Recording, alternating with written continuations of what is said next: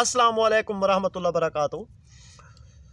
पीर जावेद दरवेश आपके सामने है। इसका यूट्यूब चैनल है बना हुआ। अगर किसी को भाइयों को अच्छा लगे तो दूसरों तक भी शेयर कर देंगे। आप लाइक कर देंगे, शेयर कर देंगे। शायद मैं एक गरीब सा इंसान हूँ, बेरोज़गार हूँ। अल्लाह पाक मुझे कहीं ना कहीं से एक मेरे बच्चों के लिए रिज़्क मिलना शुरू हो जाए आपकी सदके। मेरे तो कोई औकात नहीं है, मेरी कोई हैसियत नहीं है। मैं एक आपको दूसरे आसमान की बात बता रहा था। अब एक दूसरे आसमान पे पहुंचे आका।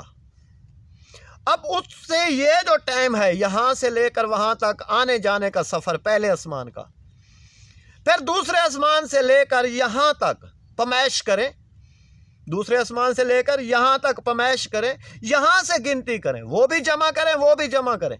सारा आने जाने का सफ़र इतना तीसरे आसमान का है।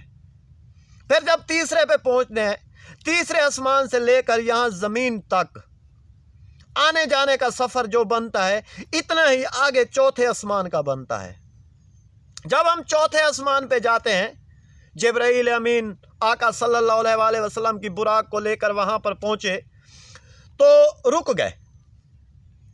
एक सामने एक ऊँटों की कतार जा रही है।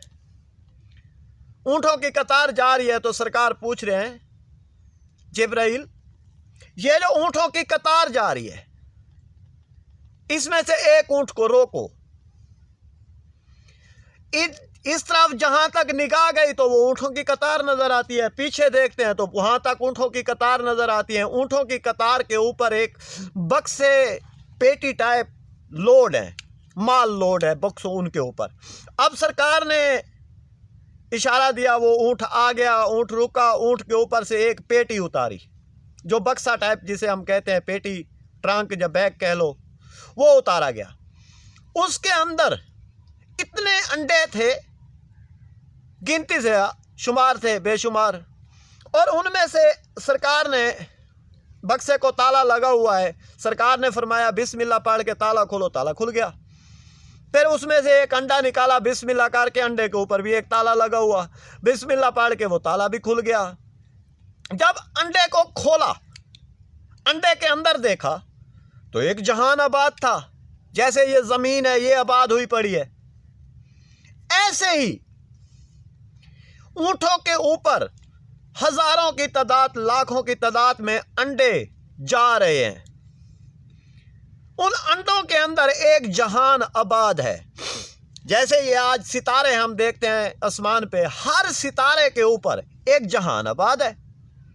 एक जमीन की तरह एक वहां पर भी मखलूक है, वहां भी उसको भी मखलूक चला रही है। सितारों के ऊपर भी मुख्तलिफ किस्म की मखलूकें हैं, चांद के ऊपर भी मुख्तलिफ किस्म की मखलूक है।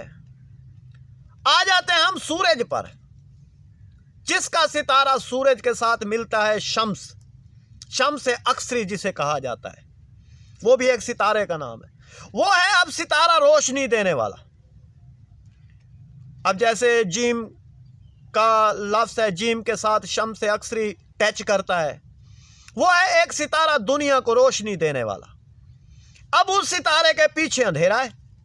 चांद भी तो एक सितारा है, सियारा जिसे कहा जाता है। सूरज भी ऐसे एक सियारा है, उसको नाम सूरज का इसलिए सूरज सियारे का नाम दिया गया ताकि जमीन को यह तपिश देगा। ऐसे एक चांद का, एक चांद सियारा है वो, ताकि एक पूरी दुनिया को एक पैगाम बताएगा, वो ठंडा है। दूसरा एक मरीख है। ये सितारे हैं, इन सितारों के ऊपर पीछे वाली साइड पे सारा अंधेरा है। अब सूरज की बैक साइड पे भी अंधेरा है। जितने इंसान जीम नाम और सूरज के सियारे के साथ टच करते हैं, शम्स के साथ, शम्स एक आग का नाम है, आग को कवर करती है, उसके पीछे एक अंधेरा है सारा। अब उस अंधेरे के अंदर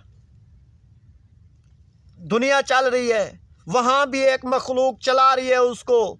सूरज का हर वक्त का अपना सफ़र है, जो सूरज का चला रहे हैं वो भी एक, वहाँ पर भी एक मखलूक है। जैसे सितारों के ऊपर एक मखलूक है, जैसे चांद के ऊपर एक मखलूक है, जैसे खलाओं में एलियन है, जैसे खलाओं के अंदर परियां हैं, जैसे खलाओं के अंदर एक रूहें हैं, जैसे खलाओं के अंदर एक जिन्नत है, जैसे खलाओं के अंदर एक वजूद रखने वाली चीज़ें हैं, ये साइंस के अंदर से जो कुलिये निकलते हैं, साइंस के अंदर से जो सोच निकलती है, जो 15वां तबक के अंदर जो जहन रखने वाले, दिल और दिमाग को एक करने वाले, उनके अंदर की एक सोच निकलती है। अस्सलामु अलैकुम वरहमतुल्लाहि वबरकातुहू।